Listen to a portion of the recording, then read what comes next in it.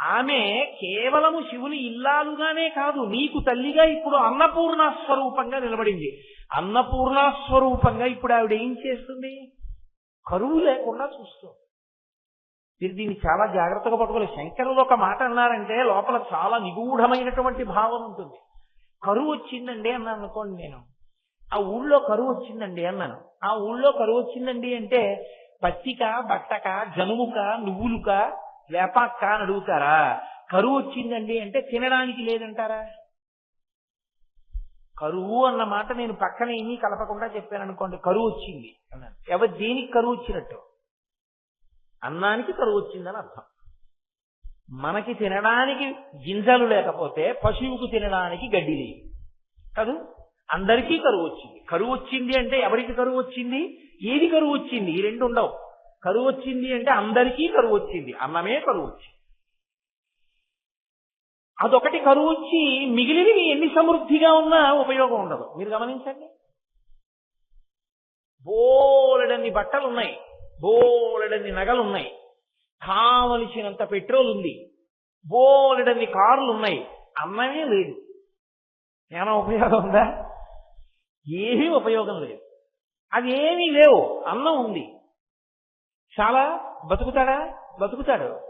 కరువు లేకుండా చెయ్యగలిగిన తల్లి అన్నపూర్ణమ్మ. అన్నపూర్ణ అంటే చాలా మంది ఏమంటారంటే అన్నం పెట్టే తల్లి అనుకుంటారు. అన్నం పెట్టే తల్లి అని వదిలేయడం కాదు, కరువు లేకుండా చెయ్యగలిగిన తల్లి అన్నపూర్ణమ్మ తల్లి. ఇప్పుడు అన్నం పెట్టే తల్లి అన్నాను అనుకోండి, ఏమిటండి మీకు అభ్యంతరం అంటారేమో.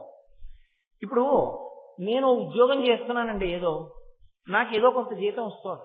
కాబట్టి ఒకవేళ దేశంలో కరువు వచ్చినా నేను కనీసం ఒక పూట అన్నం తినడానికి కావలసినంత జీతం నాకు వచ్చేస్తుంది.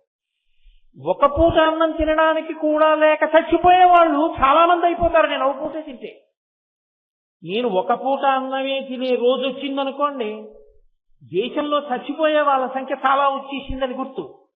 ఒక కేంద్ర ప్రభుత్వోద్యోగినై ప్రతి నెల కొన్ని వేల రూపాయల జీతం పుచ్చుకునే నేను ఒక్క పూట అన్నమే తినగలిగితే, ఇక నాకన్నా చాలా కింద స్థాయిలో ఉండే కొన్ని వేల మంది బ్రతుకు ఏమైపోయిందని గుర్తు. అందుకని అన్నం తినడం ప్రధానం కాదు, అన్నం పెడుతుంది అంటే ఎవరన్నం తిన్నట్టు అన్న ప్రశ్న వస్తుంది.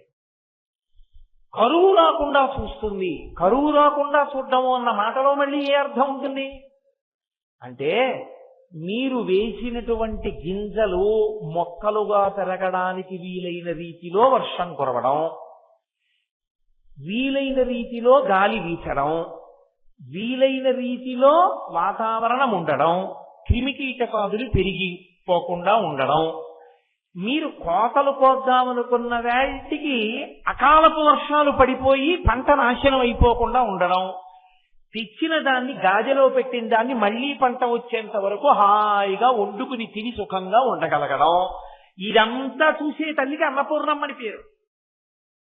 అందుకే శంకర భగవత్పాదుల కవిత్వం అంటే అలా ఉంటుంది. శంకరులు అన్నపూర్ణాష్టకం చేశారు. అన్నపూర్ణాష్టకంలో ఆయన నిత్యానందకరీ వరాభయకరీ సౌందర్య రత్నాకరీ నిర్ధూతాకిల ఘోర పాపనికరీ, ఘోర పావనకరీ అంటుంటారు, పొరపాటు అలా అనకూడదు. ఘోర పాపనికరీ ప్రత్యక్ష మహేశ్వరి ప్రాళీయాచల వంశ పావనకరీ కాశీపురాధీశ్వరి భిక్షాం దేహి కృపావలంబనకరీ మాతా అన్నపూర్ణేశ్వరి అన్నారు.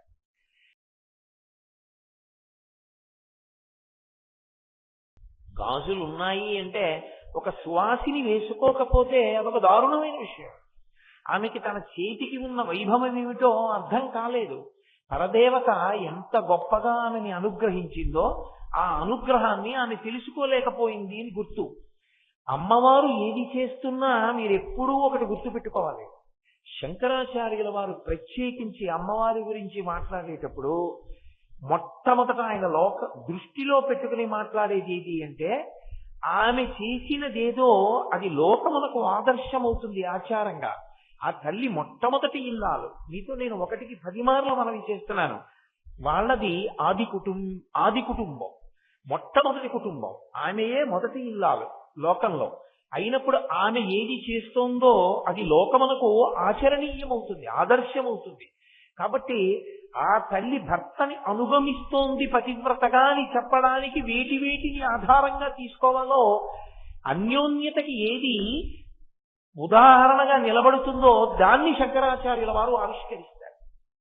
అందుకని జనత్పణత్ కంకణ నూపురాయి, జనత్ అన్న శబ్దంతో కణత్ అన్న శబ్దంతో ఆమె కంకణములు నూపురములు ధ్వని చేస్తున్నాయి. ధ్వని చేస్తున్నాయి అన్న మాటకు అర్థం ఏంటి? ఎప్పుడు ధ్వని చేస్తాయి?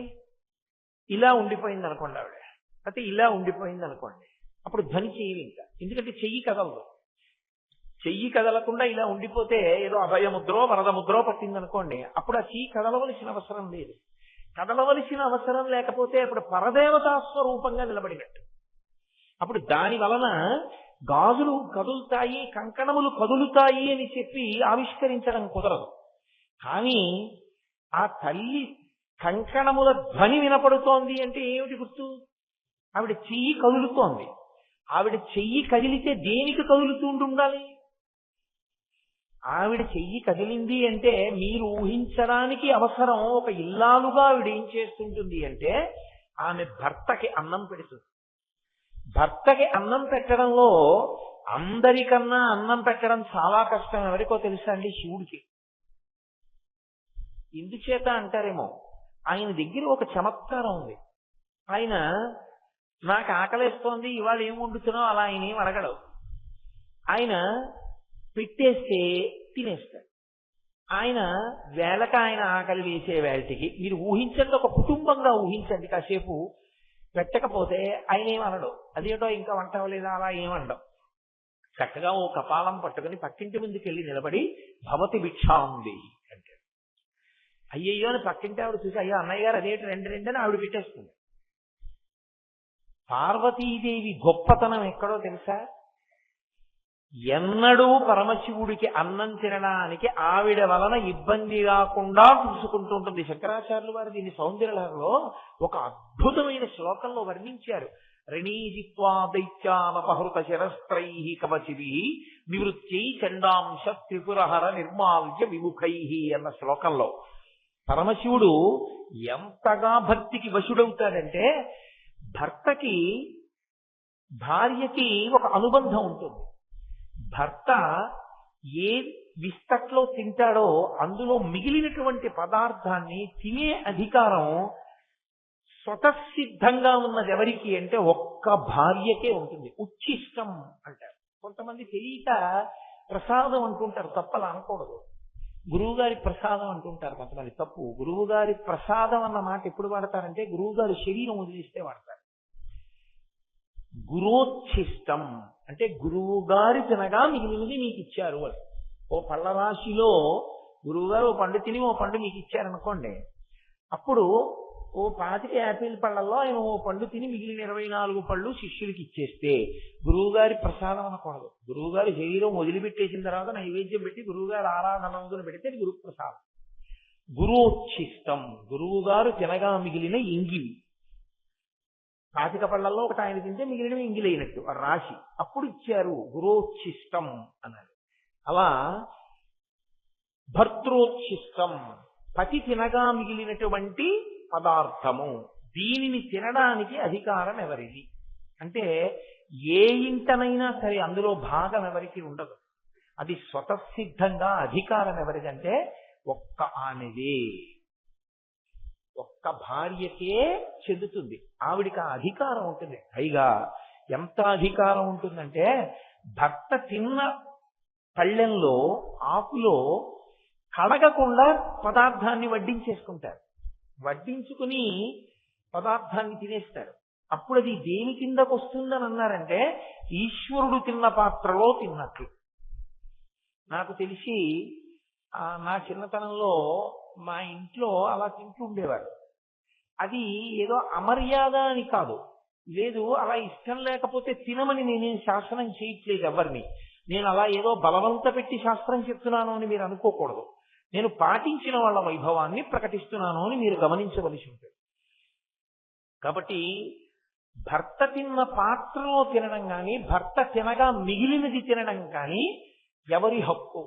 భర్త తినగా మిగిలినది అన్న మాటకు అర్థం ఏమిటో తెలుసా అండి? ఆయన సగం సగం తిని వదిలేసింది మంచిదే, కాదంటలేదు. ఏదో ఆయనకి మీరు ఒక మధుర పదార్థాన్ని వేస్తే అందులో గిల్లుకుని ఆయన సగం తిని సగం వదిలితే భార్య తింది అంటే అందులో దోషం ఏం లేదు. అథవా నా ఉద్దేశ్యం ఏమిటి అంటే, భర్త తినగా మిగిలినది అన్నదానికి అర్థం నిజానికి భర్త గారికి పెట్టి తను తినున్నది అని. ఎప్పుడు ఎంగిలి అవుతుందంటే, పదార్థాన్ని వండి పదార్థంలో కొంత మీరు ఎవరికైనా వడ్డించారనుకోండి, ఇక దాన్ని నైవేద్యం పెట్టకూడదు. ఎందుచేత అంటే అది ఉచ్ఛిష్టమే లెక్క. అందులో కొంత భాగం ఒకరు తినేస్తే మిగిలినది ఉచ్ఛిష్టం, ఎంగిలే. ఇంకా అందుకే ఆచమన పాత్రని కలశ పాత్రగా పెట్టకూడదు. ఎందుకంటే ఆచమన పాత్రలోంచి ఓం కేశవాయ స్వాహ అని మీరు తాగ్గానే ఎంగిలైంది. అదే కలశ పాత్ర కింద పెట్టేసి మళ్ళీ ఆ నీళ్ళే అభిషేకం చేసేస్తే తప్పు. ఆచమన పాత్ర వేరు, కలశ పాత్ర వేరు. ఉచ్ఛిష్టం అంటే మొదట భర్తకి వడ్డిస్తుంది అని గుర్తుదానికి. మొదట ఆమె భర్తకి వడ్డిస్తుంది, అది ఆమె చేతికున్న గొప్పతనం. అందుకు గాజులు, అది ఆవిడ ప్రేమ. ఆయన ఉచ్ఛిష్టం నేను తింటాను, అప్పుడు నాకు ఐదోతనం, నాకు ఆయుర్దాయం, నాకు వైభవం. ఇప్పుడు భర్త తినేసి వెళ్ళిపోయిన తర్వాత ఆమె తింటుంది. ఇప్పుడు మిగిలిన పదార్థాలన్నీ ఏమవుతాయంటే భర్త గారి యొక్క ఎంగిలి కింద లెక్కలోకి వస్తాయి. అది పరమేశ్వరుడు తినగా మిగిలినటువంటి ఎంగిలి అంటే ఇప్పుడు అది ప్రసాదం. ఆ భావన చేత అది ప్రసాదం కాబట్టి ఇప్పుడు తీసుకుంటుంది ఆవిడ. అలా పార్వతీదేవి అటువంటి నియమాన్ని అనుసరిస్తుంది. అందుకే శాస్త్రంలో శివుడు అన్నం తిన్నాడు అని ఎలా చెప్పచ్చు అని అడిగారు. పార్వతీదేవి తాంబూలం వేసుకుంటే. పార్వతీదేవి తాంబూలం ఎప్పుడు వేసుకుంటుంది? ఆవిడే భోజనం చేసి. ఆవిడ తాంబూలం వేసేసుకుంది అంటే గుర్తు పార్వతీదేవి అన్నం తినేసింది కాదు, పరమశివుడు అన్నం తినేశాడని. ఆయన తినేశాక ఆవిడ తినేసి తాంబూలం వేసుకుంది. అలా ఎందుకు వేసుకోవడం అంటే, సువాసిని తాంబూలం వేసుకోకుండా ఉండకూడదు, తాంబూల చర్వణం చెయ్యాలి తప్పకుండా. కాబట్టి తాంబూలం వేసుకుంటుంది ఆవిడ. మీకు ఇవన్నీ ఏవి ఉత్తినే వచ్చాయి అనుకోకండి, ఇవన్నీ పరమ యథార్థమైనటువంటి ధార్మిక విషయాలు.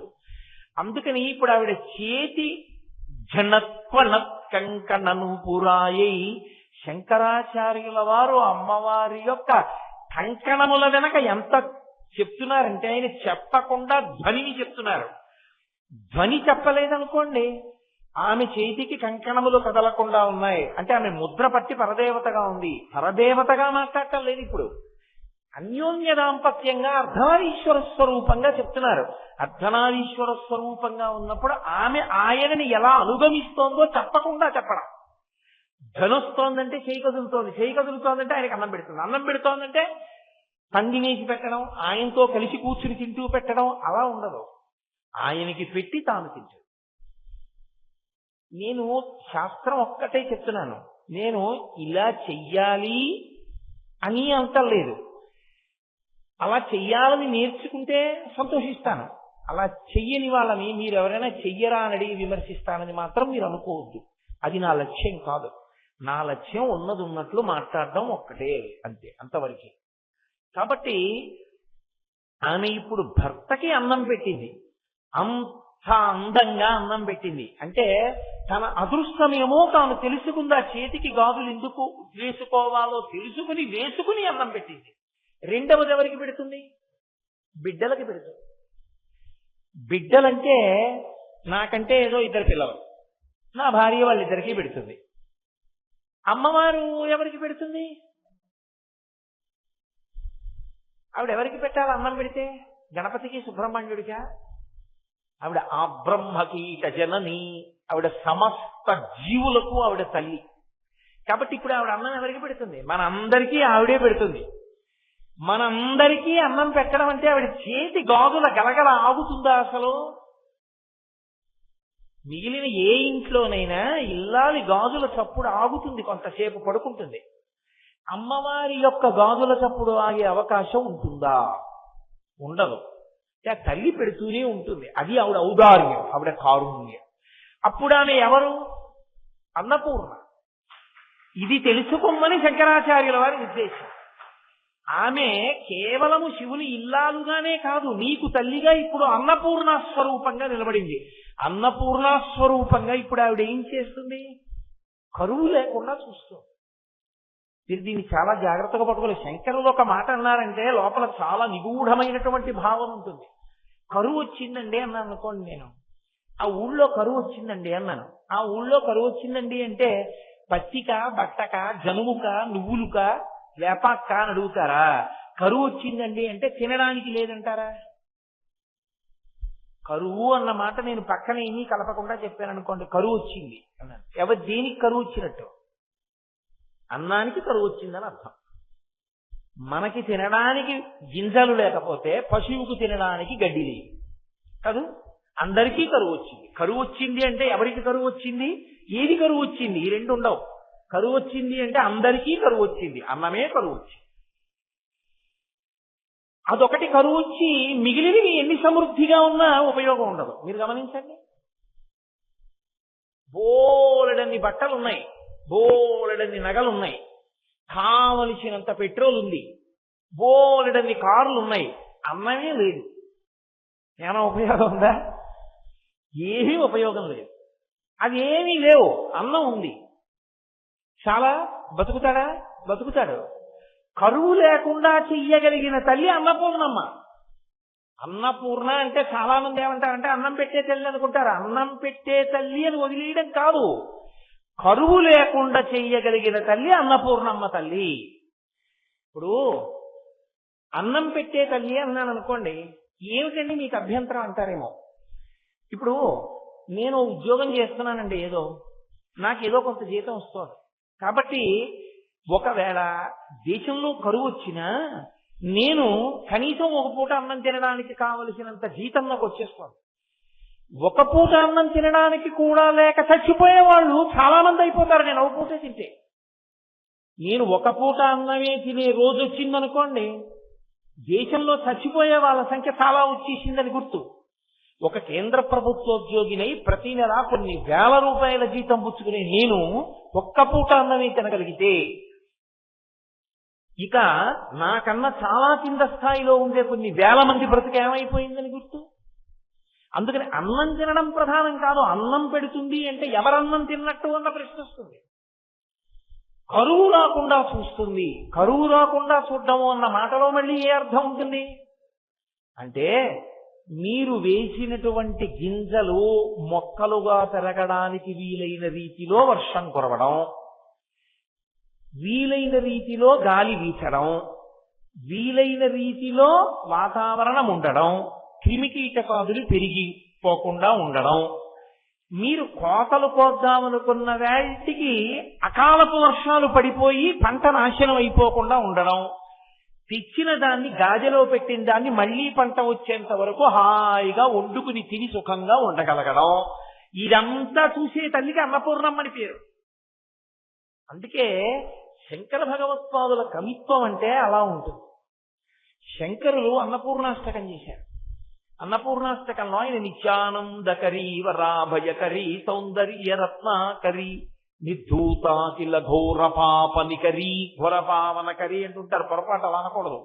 ఘోర పాపనికరీ ప్రత్యక్ష మహేశ్వరి ప్రాళీయాచల వంశ పావనకరీ కాశీపురాధీశ్వరి భిక్షాం దేహి కృపావలంబనకరీ మాతా అన్నపూర్ణేశ్వరి అన్నారు.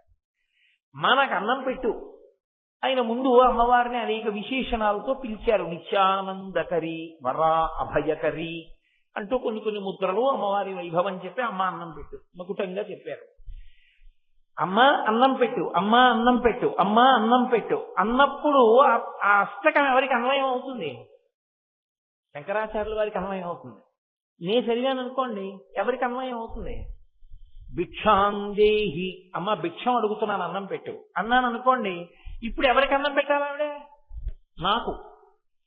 ఇలా ఎవడి మానాన వాడు అమ్మవారి దగ్గరికి వెళ్ళి అష్టకం చదివిన వాడు ఒక్కడే అన్నం పెట్టించుకుంటే మిగిలిన వాళ్ళ పరిస్థితి? నీ ఇంట నీ భార్య ఉంది, నీ ఇంట నీ బిడ్డలున్నారు, నీ ఇంట అన్నదమ్ములు ఉన్నారు, నీ ఇంట అక్క చెల్లెళ్ళు ఉన్నారు, వాళ్ళెవ్వరికీ లేదు, నువ్వు ఒక్కడివే తినగలవా? తినలేవుగా. ఏదైనా తింటే కలిసి తినాలందరూ కదూ. అందుకే శంకరులు అన్నారు, ఒక మాట అన్నారు, అది శంకరాచార్యుల వారి యొక్క విశాల హృదయము. అందుకే శంకరుల కవిత్వము వంటి కవిత్వము చెయ్యగలిగిన వాడు లోకమునందు లేడు. ఆయన అన్నారు, మాతాచ పార్వతీదేవి పితాదేవో మహేశ్వర బాంధవా శివభక్తాశ్చ స్వదేశో భువనత్రయం. శంకరుడు సన్యాసి, బంధువులు ఎలా ఉంటారు ఆయనకి? అందుకే ఆయన అన్నారు, మాతాచ పార్వతీదేవి, మా అమ్మ పార్వతీదేవి, పితాదేవో మహేశ్వర, మా నాన్నగారు మహేశ్వరుడు పరమశివుడు, బాంధవా శివభక్తాశ్చ, శివభక్తులందరూ, శివభక్తులు అంటే విష్ణు భక్తుల్ని వేరు చేశారని మీరు అనుకోకూడదు. శివ అన్న శబ్దం విష్ణు సహస్రంలో విష్ణువు కూడా ఉంది. బాంధవా శివభక్తాశ్చ, నాకు బంధువులు ఉన్నారు, ఎవరో తెలుసా? భక్తులందరూ నా బంధువులే. స్వదేశో భువనత్రయం, ఈ 3 లోకాలు నేను ఉండేటటువంటి ఇల్లు. ఇప్పుడు శంకరాచార్యుల వారికి అమ్మవారు అన్నం పెట్టాలంటే ఎవరెవరికి పెట్టాలో ఆయన అర్థం, వీళ్ళందరికీ కూడా పెట్టి నాకు పెట్టమ్మా. ఇది వారి ఔదార్యం. అంతే తప్ప అమ్మ నాకు ఒకటికే పెట్టానని అన్నపూర్ణాష్టకం చేయలేదు. అంటే అథవా శంకర భగవత్పాదుల ఉద్దేశ్యం ఏమిటి? కరువు లేకుండా ఉంచమ్మా నా జాతిని, కరువు లేకుండా ఉంచమ్మా నా ప్రజల్ని అని. అంత పరమోదారులై వారు అన్నపూర్ణాష్టకం చేశారు శంకర భగవత్పాదులు. నీవు కూడా అన్నపూర్ణాష్టకం చెయ్యకుండా, అన్నపూర్ణాష్టకంలో ఒక శ్లోకమైనా చెప్పకుండా అన్నం తినకూడదు. ఎందుకని? ఆ తల్లి అనుగ్రహం లోపించిందా పంట చేతికి రాదు, చేతికొచ్చినా నోట్లోకి వెళ్ళదు, నోట్లోకి వెళ్ళినా జీర్ణం కాదు, జీర్ణమైనా సరైన బుద్ధి పుట్టదు, బుద్ధి సరైనది పుట్టనప్పుడు నువ్వు ఎంత బలంగా ఉన్నా ఉపయోగం లేదు. నీకు మంచి బుద్ధి ఉన్నా శరీరంలో బలం లేనప్పుడు దేశానికి పనికిరావు. అన్నీ ఉండాలంటే ఆవిడ అనుగ్రహం ఉండాలి. అన్నము తిన్నది రక్తంగా మారి సప్తధాతువులుగా మారి 10 మందికి పనికొచ్చేలా నీ బ్రతుకు ఉండాలంటే అన్నపూర్ణమ్మ యొక్క అనుగ్రహం ఉండాలి. అందుకే ఆ అన్నపూర్ణ అన్న మాటకు అర్థం ఏమిటంటే కరువు లేకుండా చేయగలిగిన తల్లి. ఇప్పుడు అయ్యా ఆవిడ అలా చేస్తుందిరా, ఆవిడ దగ్గరికి వెడితే ఆవిడ పెడుతుంది, అలాగా పెట్టగలదు, ఆవిడ దగ్గరికి వెళ్ళు అన్నారు అనుకోండి. లోకంలో కొంతమందిలో ఒక అభిజాత్యం ఉంటుంది. ఏమిటండి బొత్తిగా ఆడది, ఆవిడ దగ్గరికి వెళ్ళి అలా అడగడం ఏంటండి, పెట్టించుకోవడం ఏంటండి, బాగుంటుందా? నేను అడిగితే ఇంకో మగాళ్ళని అడుగుతాను కానండి, అలా ఆడవాళ్ళ దగ్గరికి వెళ్ళి అన్నం పెట్టని చేయి చాపి నేను అలా అడగనండి అంటాడు. ఒరే నువ్వే పాటి మగాడివి? మగాళ్ళకి మగాడిని, మొదటి మగాడిని నేనే లోకంలో, నేనే వెళ్ళి అడుగుతున్నాను చేయి చాపి మా ఆవిడ దగ్గర. నీకేం కష్టం? నాన్నగారే నిల్చున్నప్పుడు పిల్లలకి కష్టమా? ముందు ఆయనే వెళ్ళి నిల్చున్నాడు ఆదిభిక్షు. ఆయన వెళ్ళి నిలబడితే అమ్మ ముందు ఆయనకి పెట్టింది. ఎందుకని? భర్తకి పెట్టి కదా బిడ్డలకి పెడుతుంది. అందుకని మొదట పెట్టింది ఆయనకి, తర్వాత పెట్టింది మనకి. ఆయనకి పెడుతున్న మూర్తి ఇంట్లో ఉందంటే మనకి తర్వాత పెట్టేస్తోందని గుర్తు.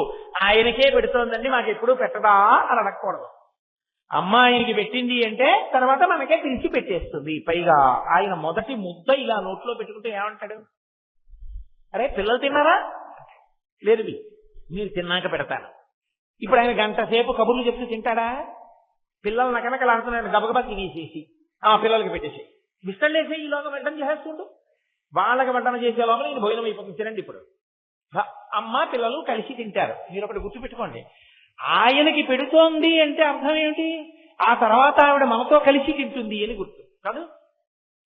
అమ్మ భర్తకొకడికే ముందు పెడుతుంది, ఆ తర్వాత పిల్లలకి పెట్టి తన ఒక్కటి కూర్చోదు. పిల్లలకి పెట్టేటప్పుడు 4 పిల్లల్ని చుట్టూ పెట్టుకుని తన మధ్యలో కూర్చుని ఇటువైపుకి తను కూర్చుని వాళ్ళకి పెడుతూ తను పెట్టుకుంటూ తను తింటూ, ఒరే ఇంకా కూర వేసుకోలేదరా బాగుందిరా అని చక్కగా తను తింటూ వాళ్ళకి పెడుతుందమ్మ. అంటే అన్నపూర్ణమ్మ మూర్తి ఇంట్లో ఉంది, అన్నపూర్ణమ్మకి నమస్కారం చేసి తినడం అలవాటైందంటే నీ ఇంట్లో నీతో పాటుగా ఎవరు తింటారని గుర్తు, ఆవిడ కూడా తింటుందని గుర్తు. ఆవిడ పెట్టి తింటుంది కాదు. అప్పుడు ఆవిడ చేతి గాజులు నీ ఇంట కదులుతాయి. నీ ఇంటి ఇల్లాలు ఎవరుందో ఆవిడిలోకే ప్రవేశిస్తుంది ఆవిడ, గృహలక్ష్మి కాబట్టి. ఇప్పుడు ఆవిడ చేతి గాజుల గలగలలు పరదేవతా చేతి గాజుల గలగలలు కాబట్టి ఆ ఇంట అన్నానికి లోటు కాదు, ఆ ఇంట అన్నం దొరుకుతుంది. అందుకే ఎప్పుడెప్పుడు అమ్మవారు అన్నం పెట్టిందని చెప్పినా అమ్మవారి చేతుల గాజుల గలగలలు కూడా వెంటనే చెప్తారు, చెప్పకుండా విడిచిపెట్టరు. కాశీఖండంలో శ్రీనాథ మహాకవి ఒక అద్భుతమైనటువంటి పద్యాన్ని ఇచ్చారు. మహానుభావుడు అనుభవించాడు తత్వాన్ని. వ్యాస మహర్షి కాశీలో అన్నం దొరకలేదు. అన్నం దొరకలేదంటే దొరకక కాదు, కాశీపట్టణం ఒక్క దాంట్లోనే ఒక విచిత్రమైన ఆచారం ఉంది. మీరు ఎప్పుడైనా చూశారో లేదో, కాశీపట్టణంలో ఎవరి ఇంట్లోనైనా ఎవరైనా చనిపోయి శవం ఇంట్లో ఉన్నా సరే ఎవరైనా వచ్చి అన్నం అడిగితే పెట్టేస్తారు అక్కడ. తప్ప ఇంట్లో శవం ఉంది అన్నం పెట్టమన్న మాట లేని ఏకైక స్థలం కాశీపట్టణం. కాశీపట్టణంలో అన్నం దొరకకపోవడం అన్నది ఉండదు. కాశీలో ఎక్కడో అక్కడ మీకు అన్నం పెట్టేస్తారు ఎవరు. అది కాశీపట్టణానికి ఉన్న వైభవం అసలు. అందుకంటే అన్నపూర్ణ తిరుగుతుంది మధ్యాహ్నం వేళ ఆవిడ. అటువంటి కాశికాపట్టణంలో పరమశివుడు నియమం విధించాడు, వ్యాసుడికి అన్నం దొరకకుండా చెయ్యి, చూస్తా ఎంత వైరాగ్యంతో నిలబడతాడో అన్నాడు. అన్నం దొరకకపోయేసరికి వ్యాసుడికి ఎక్కడ లేని కోపం వచ్చి కాశీపట్టణాన్ని శపించబోయాడు. శపించపోతే ఆవిడ గబగబా బయటికి వచ్చిందో, ఒక బ్రాహ్మణ ఇల్లాలు రూపంలో పైకొచ్చింది. పైకొచ్చి, ఎందుకో అలా శపిస్తున్నావు, మా ఇంట్లో భోజనం చేయి అంది. మీరు కొంచెం జాగ్రత్తగా గమనించండి, ఆవిడ మామూలుగా ఇలా పిలిచి ఎందుకంటే అంత కోపం, రండి మా ఇంట్లో భోజనం పెడతాను అందనుకోండి, గాజులు ఏం పెద్ద గల్ గల్ గల్ గల్ అనవు. ఇలా అంటే ఏమంటాయి పెద్ద, మా ఇంట్లో భోజనం చేయండి అంటే ఏమనవు. కానీ ఆకలితో ఉన్నవాడిని చూసి ఆవిడ ఊరుకోదు. అందుకే శ్రీనాథుడి నోటి వెంట వచ్చిన పద్యం ఏం పడిందో తెలుసా అండి. ఆయన అన్నాడు, వేద పురాణ శాస్త్ర పదవీ నదవీయసి అయిన పెద్ద ముత్తైదువా, కాశికానగర హాటక పీఠ శిఖాధిరూఢ అయి ఆదిమశక్తి సంయమీవరా ఇటు రమ్మని హస్త సంజ్ఞాదరలీల చేసే రత్న కటకాభరణంబులు కల్లు కల్లనం. ఇలా చేయబెట్టి రండి అనలేదుట. ఆకలితో ఉన్నవాడిని చూస్తే అమ్మ మనసు కొట్టుకుపోయి, ఎవరావిడ? ఆ తల్లి వేద పురాణ శాస్త్ర పదవీ నదవీయసి అయిన పెద్ద ముత్తైదువా. ఆవిడ పెద్ద ముత్తైదువా. ఆవిడ ఐదోతనానికి లోటు రావడం అన్న మాటే లేదు లోకంలో. అంత పెద్ద ముత్తైదువా, అయ్యాదిమశక్తి, ఆదిపరాశక్తి, కాశికానగర హాటక పీఠ శిఖాధిరూఢ, కాశికాపట్టణంలో ఉండేటటువంటి పీఠాధిష్టాన దేవత, ఇలా చెయ్యెత్తి సంయమీవరా ఇటు రమ్మని, ఇలా రా అన్నం పెడతాను, ఎందుకు అన్నం లేదని బాధపడతావు, ఏటో శాపం కూడా ఏంటి, ఇలా రా అని ఇలా పిలిచిందిట. ఇలా పిలిస్తే హస్త సంజ్ఞ ఆదరలీల చేసే, ఏదో పిలవడంలో కాశీని శపించబోతున్నాడని చెప్పి ఆపడానికి కోపం వెళ్ళరా, అన్నం పెడతానులే అనలేదుట. అన్నం లేక శపిస్తున్నాడని.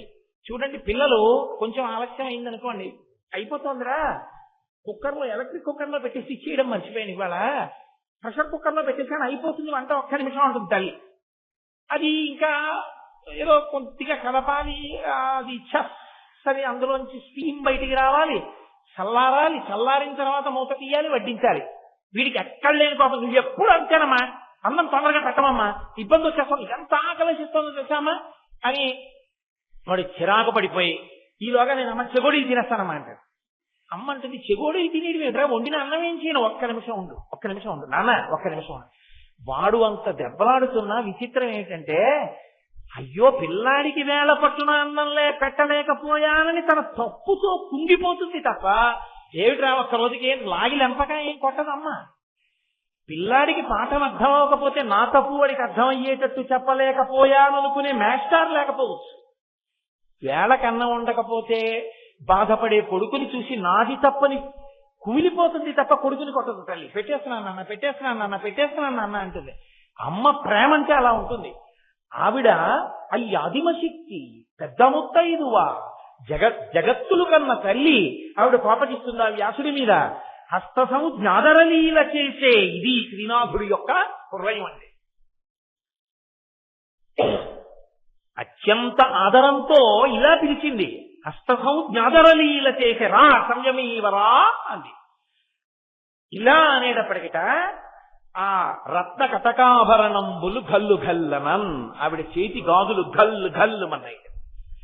అంటే అన్నం పెట్టాలన్న తాపత్రయంలో పిలిచే అమ్మ పిలుపులో ఉండే ఆర్తి జగదంబ చేతి గాజుల సవ్వడిగా ఎలా ఉంటుందో శ్రీనాథుడు చూపించాడు. అది అమ్మవారి గాజుల చప్పుడంటే. అదే సామాన్యమైనటువంటి చప్పుడు కాదు. ఆ చప్పుడు భర్తృ శుశ్రూష. ఎప్పుడు ఆవిడ లక్ష్మీ స్వరూపిణిగా ఉన్నప్పుడు శ్రీ మహావిష్ణువు పాదములు ఒత్తుతుంది. ఆ పాదములు ఒత్తుతున్నప్పుడు ఆవిడ గాజుల చప్పుడు అవుతూ ఉంటుంది.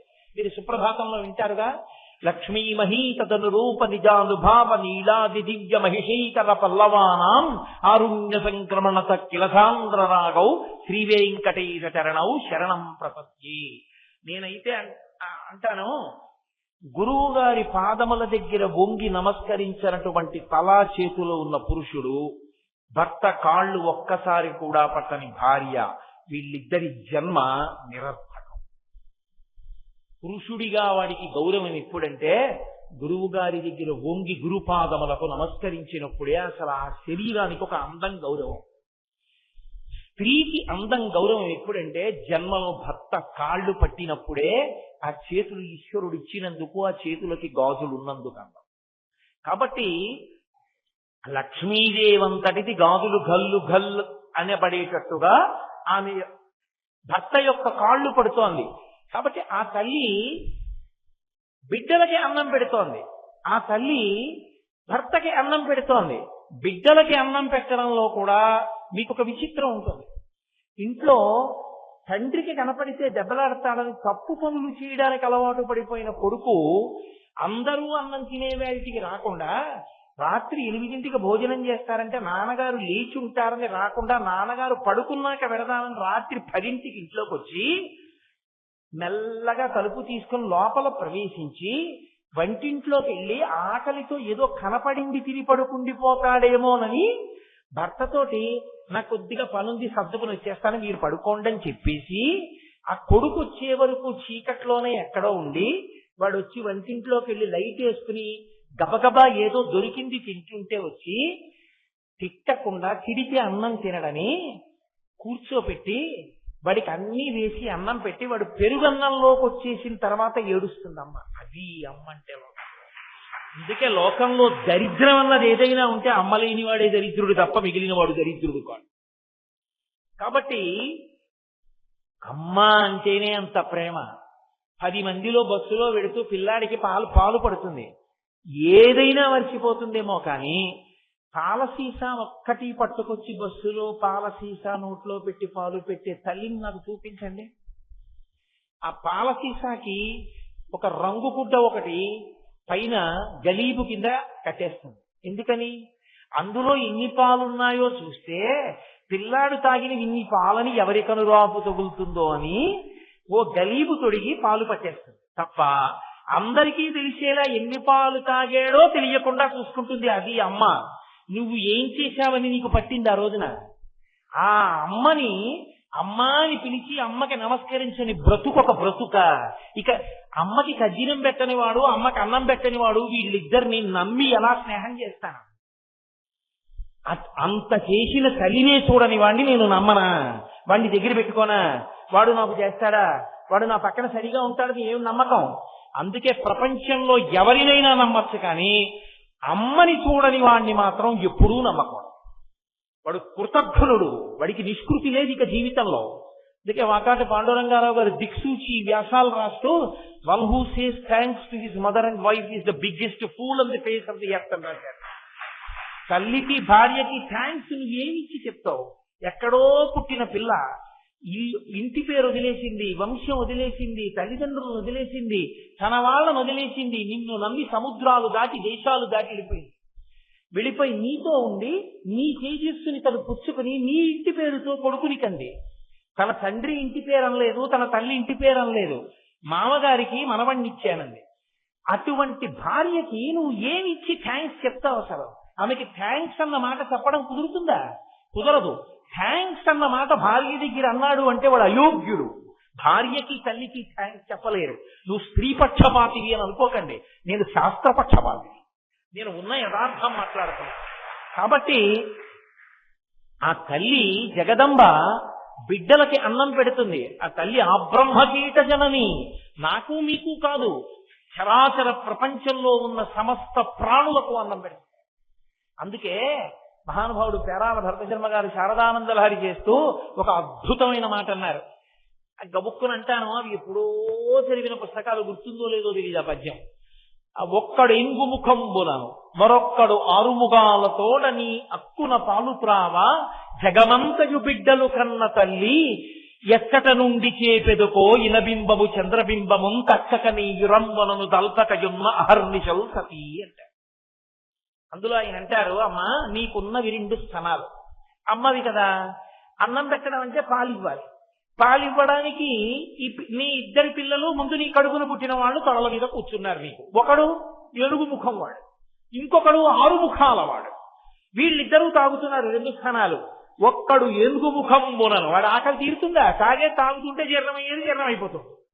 ఇంకొకడు 6 ముఖాల వాడు, వాడు 1 ముఖంతో తాగుతాడు, 2వ ముఖం పెడతాడు, 3వ ముఖం పెడతాడు, 4వ ముఖం పెడతాడు, 5వ ముఖం పెడతాడు, 6వ ముఖం పెడతాడు. 6వ ముఖానికి తృప్తి వచ్చేప్పుడు 1వ ముఖానికి ఆకలి మళ్ళీ తాగుతుంటాడు. ఇంకా మాకెప్పుడు అన్నం పెడతామమ్మా?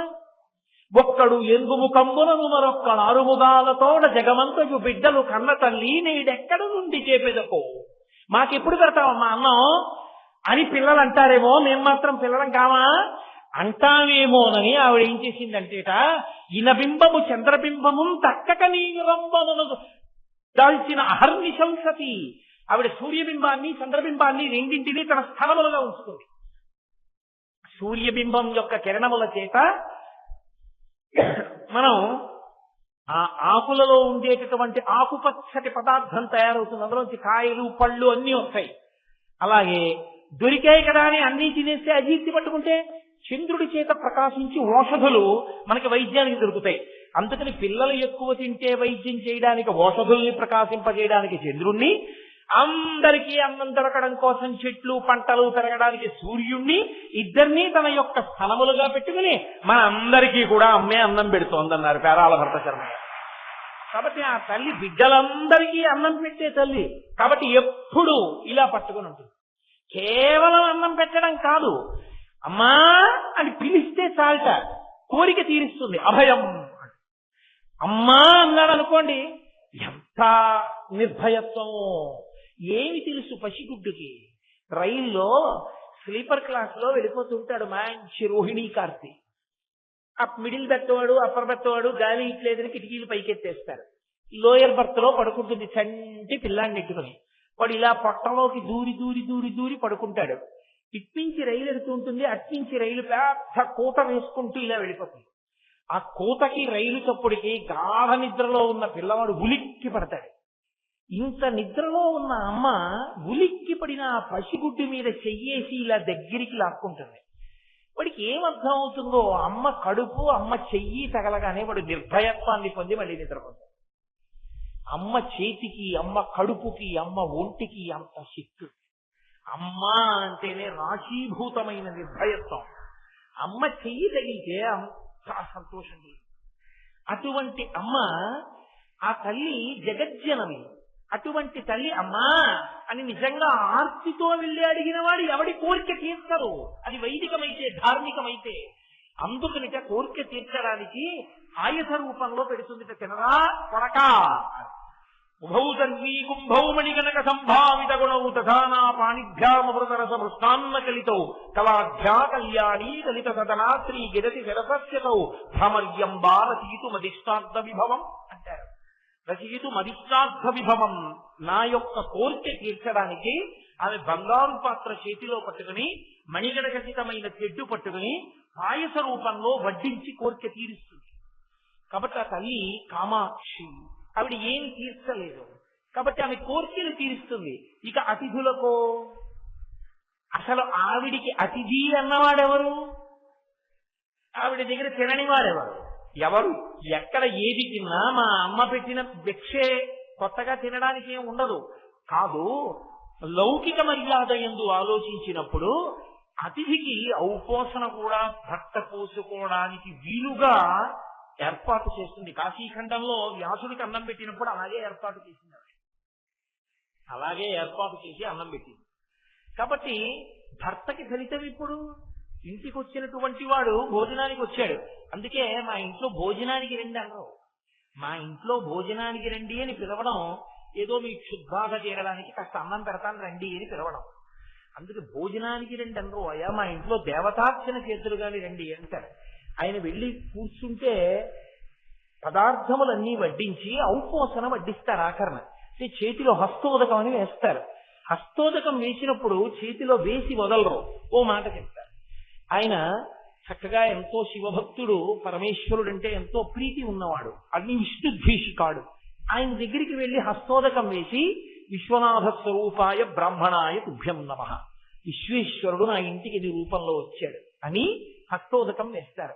హస్తోదకం ఒకటి వేస్తే ఆ చెయ్యి ఆయన ఇలా పెట్టి హస్తోదకం పుచ్చుకున్నందుకు మళ్ళీ ఆ భోజనం అంతా ఆయన చేసినదంతా విశ్వనాథుడే చేసింది. ఇప్పుడు ఆ ఇంట విశ్వనాథుడు భోజనం చెయ్యడానికి, విశ్వనాథుడు వచ్చి అన్నం తినడానికి వీలుగా కావలసినటువంటి ప్రక్రియ అంతా పూర్తి చేసి, వంట చేసి, భర్త తరించడానికి అవసరమైన వ్యవస్థని ఏర్పాటు చేసి తరింపచేసింది ఎవరు? ఆవిడే. ఆవిడలా ఆవిడలా వండకపోతే నువ్వు ఉపవాసం ఎక్కడ వడ్డిస్తావు? ఎలా నువ్వు తరిస్తావు? ఆవిడ వల్ల తరిస్తున్నావు నువ్వు. ఆవిడ అన్నం వండుతోంది కాబట్టి నువ్వు వచ్చిన అతిథికి పెట్టుకుని, అతిథి దేవోభవ, ఈశ్వరుడు అతిథిగా ఉంటాడు. అందుకే స్నాతకం చేస్తే పెళ్లిలో గురువు గారు పక్కన కూర్చుని చెప్తారు. అది పురోహితుడు చెప్పే మంత్రాలు కావు, నిజానికి గురువు గారు కూర్చుని చెప్పాలి. ఒరే నాయన, గృహస్థాశ్రమంలో పెడుతున్నావు, ఇప్పుడు నుంచి నువ్వేం తెలుసుకోవాలో తెలుసా? మాతృదేవోభవ, అమ్మకి నమస్కారం చెయ్యి. పితృదేవోభవ, తండ్రికి నమస్కారం చెయ్యి. ఆచార్య దేవోభవ, గురువుకి నమస్కారం చేస్తుండాలి. అతిథి దేవోభవ, గృహస్థాశ్రమంలో ఉన్న అతిథి వస్తాడు. అతిథి అంటే ఒక తిథి నాడు వచ్చి రెండో తిథి కొట్టకుండా వెళ్ళిపోతాడు. ద్వాదశి నాడు వచ్చాడు, త్రయోదశి నాడు ఉండడు, వెళ్ళిపోతాడు. ఆయనకి అన్నం పెట్టాలి. అన్నం పెట్టడంలో ఆమె వెనుకంజ వేయకూడదు, చక్కగా సంతోషంగా వండి పెట్టడానికి సిద్ధంగా ఉండాలి. కాబట్టి ఆవిడ అలా వండితే ఆయన ఔపోసన వడ్డించుకుంటాడు. దానివల్ల ఆయన తరిస్తాడు. ఆయన తరించడానికి అవకాశం ఇచ్చి ఆవిడ తరిస్తోంది. ఇది ఒక ఇల్లాలకు ఉండవలసినటువంటి లక్షణం. ఇది లేనినాడు దాపరికం ఒకటే మిగులుతుంది. పట్టుకెళ్లేది ఏముంటుంది? దాచావు, ఏమైనా పట్టుకెళ్లేది ఉందా? ఏది ఉండదు. తన ధర్మము లేక దాచి దాచి తుదకు దొంగల చిత్తురో దొరలకవును, తేనె జుంటీగలియవా తిరువరులకు, భూషణ వికాస శ్రీధర్మ పురనివాస, దుష్ట సంహార నరసింహ దురిత దూర. ఉన్నదంతా పెట్టేయమని శాస్త్రం చెప్పలేదు. ఈ జన్మతో నీ శరీరం వెళ్ళిపోవడం అన్నది లేదుగా. ఇక జన్మ లేదన్న నమ్మకం ఏం లేదుగా. వచ్చే జన్మ ఉంటుందిగా. అప్పుడు భార్యాబిడ్డలు ఉంటారుగా. అప్పుడు ఆకలి ఉంటుందిగా. అప్పుడు ఆకలితో వెళ్ళి ఇలా అడిగి తినవలసిన అవసరం లేకుండా నువ్వు తిని పెట్టగలిగిన చెయ్య అవ్వాలి అంటే, ఒకరికి పెట్టి తినగలిగిన చెయ్యి అవ్వాలంటే ఇప్పుడు పెడితే కదూ అప్పుడు పెట్టి తినగలవు. ఇప్పుడు పెట్టని చెయ్య అప్పుడు చాచే చెయ్యి అవుతుంది తప్ప పెట్టగలిగిన చెయ్యి ఎలా అవుతుంది? అందుకు కదూ కనకధారా స్తోత్రం వచ్చింది. బ్రాహ్మణి శంకర భగవత్పాదులు బ్రహ్మచారిగా ఇంటి ముందుకొస్తే కాస్త పట్టుకెళ్లి పదార్థం ఆయన యొక్క చేతిలో పెట్టలేకపోయింది. లక్ష్మీదేవిని ప్రార్థన చేశారు శంకరాచార్యుల వారు. ఆవిడంది, శంకర నీకు ఇస్తాను, ఆవిడికి ఇవ్వను. ఎందుకో తెలుసా? గత జన్మలలో ఇలా పెట్టింది లేదు. ఇలా పెట్టింది లేని వ్యక్తికి నేను ఏమని ఇవ్వను, ఏ పుణ్యం అడ్డు పెట్టి ఇవ్వను చెప్పు. కాబట్టి ఇవ్వలేను. అది శంకరాచార్యుల వారి యొక్క గొప్పతనం ఎక్కడుందంటే, ఆయన ఒక మాట అన్నారు, అమ్మా విహంగతి సంవిషణ్ణే దుష్కర్మ ధర్మమపనీయ చిరాయ దూరం నారాయణ ప్రణేవి నయనాంబువాహ అన్నారాయన. అమ్మా ఆ బ్రాహ్మణి ఎవరో తెలుసా? ఆమె విహంగతి సంవిషణ్ణే అన్నారు. బాలశంకరులండి, బ్రహ్మచారి. అది శంకరుల కవిత్వం అంటే అలా ఉంటుంది. విహంగతి సౌ. మీరు చూడండి, అలా వెళ్ళిపోతున్నారు అనుకోండి రోడ్డు మీద, బాబు ఆకలేస్తోంది బాబు, ఆకలేస్తోంది బాబు అంది ఒక ఆవిడ. మీరు వెళ్ళిపోతారు అలా చూసి, ఏమో నిజం అబద్ధం. ఆవిడ బాబు ఆకలి బాబు ఆకలి అంటుంటే ఓ చిన్న పిల్ల, ఓ 4 ఏళ్ళో 3 ఏళ్ళో ఉన్న పిల్ల, అమ్మా ఆకలేసేస్తోందమ్మా, నిలబడలేకపోతున్నానమ్మా, ప్రేగులు మండిపోతున్నాయమ్మా, అమ్మా ఏమన్నా పెట్టమ్మా, ఆవిడ్ని ఇలా కొట్టేస్తోంది అనుకోండి, మీరు వెళ్ళిపోగలరా? మీరు వెళ్ళిపోలేరు. తల్లికి లేకపోతే ఆగగలరు, పిల్లకి తల్లిని పెట్టమని ఏడుస్తుంటే మీరు కదలలేరు. అందున అన్నిటికన్నా లోకంలో ఆకలి ఎక్కువ ఉండేది ఎవరికంటే పక్షులకి. శంకరాచార్యులు వారు అన్నారు, నేను పెడితే ఆవిడ ఆకలి తీరదమ్మా, నువ్వు నాకు ఇచ్చి నేను ఇస్తే.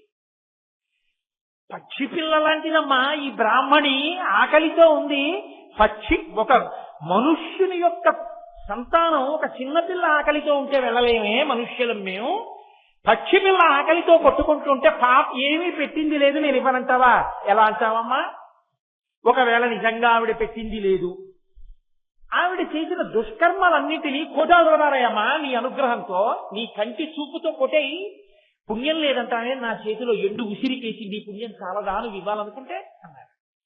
అమ్మవారు పొంగిపోయి లక్ష్మీదేవి బంగారు ఉసిరికలు కురిపించేసి, ఇప్పటికీ ఆ పేద బ్రాహ్మణి కుటుంబంలో ఎక్కడ బంగారు ఉసిరికలు కురిశాయో, ఎక్కడ బంగారు ఉసిరికలు కురిసిన తరువాత వాళ్ళు పెద్ద ఐశ్వర్యవంతులయ్యారో, ఆ వంశం వాళ్ళు ఇప్పటికీ శంకరాచార్యుల వారు నిలబడి కనకధారా స్తోత్రం చేసిన ప్రదేశం ఇప్పటికీ ఉన్నాయి. వాళ్ళు జ్ఞాపకంగా కనకధార చేస్తే మాకు ఈ ఐశ్వర్యం వచ్చింది అని గుర్తు కోసమని వాళ్ళు ఇంటి ముందున్న పెద్ద గేటు మీద స్వర్ణతమనాయ్ అని బోర్డు పెట్టుకున్నారు. వెతుక్కుని వెతుక్కుని వెతుక్కుని నేను కేరళలో ఆ అగ్రహారానికి వెళ్ళాను. వెళ్ళి ఆ ఇల్లు చూసి ఆ ఇంటి ముందు నిలబడి ఎక్కడ కనకధార చేశారని చెప్పుకుంటామో అక్కడే నిలబడి కనకధార స్తోత్రం కూడా చేశాం. మా మోహన్ రావు గారు కూడా సభలోనే ఉన్నారు. ఆయన మేము అందరం కలిసే వెళ్ళాం. కాబట్టి ఏది నువ్వు ఇప్పుడు చేశావో అది నీకు ఉత్తర జన్మలలో రక్షిస్తుంది. ఇప్పుడు పెట్టనిది నీకు రేపు ఎక్కడి నుంచి మళ్ళీ పెట్టగలిగిన అధికారాన్ని ఇస్తుంది.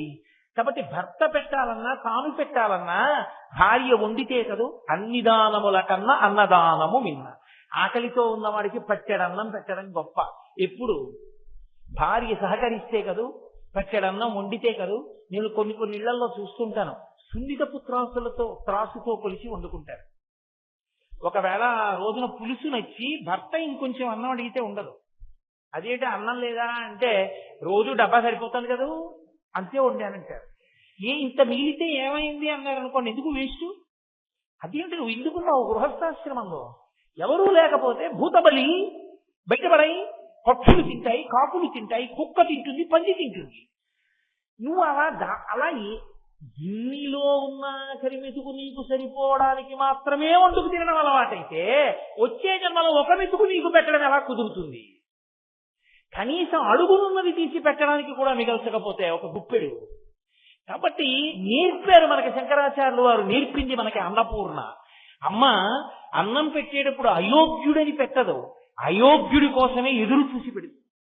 అయోగ్యుడు దారి తప్పిపోయాడు, నాన్నగారితో కలిసి తినలేదని రాత్రి మెలకువగా ఉండి వాడిని కూర్చోబెట్టుకుని అన్నం పెట్టి ఏడుస్తుంది. ఒరే నాన్నగారు బాధపడుతున్నారు, ఏమిట్రా నీ కర్మ ఈ చీకట్లో వచ్చి అన్నం తింటాం, నాన్న ఇలా చేయకురా అని ఏడుస్తుంది తల్లి. అందుకే ఇప్పటికీ మీకు కేరళలో చెరుప్పన్నం అని ఒక క్షేత్రం, అక్కడ అన్నపూర్ణేశ్వరి అమ్మవారి యొక్క క్షేత్రం. ఆ క్షేత్రంలో ఏం చేస్తారంటే వచ్చిన వాళ్ళకి ఎవరికి అన్నం లేదనరు, అలా పెడతారు. అన్నం పెట్టేసి రాత్రి 10 అయిన తర్వాత ఒక బస్తాడు బియ్యం అన్నం వండుతారు. 100 కిలోల బియ్యాన్ని అన్నం వండుతారు. అన్నం వండి పొద్దున్న అందరికీ ఏం పెట్టారో అవన్నీ మళ్ళీ వండుతారు. వండి వేడిగా ఈ పదార్థాలు అన్నం పట్టుకెళ్ళి చీకట్లో గుడి వెనకాతల ఉన్న అరణ్యంలో పెట్టి వచ్చేస్తారు. కొన్ని అరిటాకులు, మంచినీళ్లు అన్ని పెట్టి వచ్చేస్తారు. ఎందుకంటే అమ్మా వాడి కర్మ దారి తప్పిపోయాడు, దొంగగా ఉన్నాడు, 10 మందిలో వచ్చి అన్నం తింటే పట్టుకుంటారు. అందుకని వాడు ఎక్కడో చీకట్లో బతుకుతున్నాడు, కానీ వాడికి అన్నం కావాలిగా. అమ్మ పెట్టకుండా ఎలా ఉంటుంది? అది అన్నపూర్ణమ్మ దేవాలయం అయినప్పుడు అందుకని అడవిలో పెట్టి వదిలేస్తారు. దొంగలు వచ్చి తినడతారు అన్నం. అన్నపూర్ణమ్మ ప్రసాదానికి దొంగని కూడా దూరం చేయదు. అది విచిత్రం. అది ఆ అమ్మ వైభవం. కాబట్టి ఆవిడ భర్తకి పెడితే అలా పెడుతుంది, అతిథులకు పెడితే అలా పెడుతుంది, బిడ్డలకు పెడితే అలా పెడుతుంది. అందుకే అసలు ఇల్లు అన్న మాట ఎప్పుడంటే ఇల్లాలుంటే, ఇల్లాలు లేని ఇల్లే కాదు, అదో సత్రం, అదో గది, అదో మఠం అంతే. అందుకే శాస్త్రం అంది, నీ మొహం నువ్వు ఉంటే ఇల్లు అవ్వలేదు, ఆవిడుంటేనే నీకు ఇల్లు అయిందని. గృహిణి గృహముచ్యతే. గృహిణి ఇల్లాలు ఎక్కడుందో దాన్నే ఇల్లని పిలుస్తారు. ఆవిడ తిరుగుతుంటే ఆవిడ పట్టాల చప్పుడు వినపడి, ఆవిడ గాజుల చప్పుడు వినపడింది, అది ఐశ్వర్యం, అది ఇల్లు.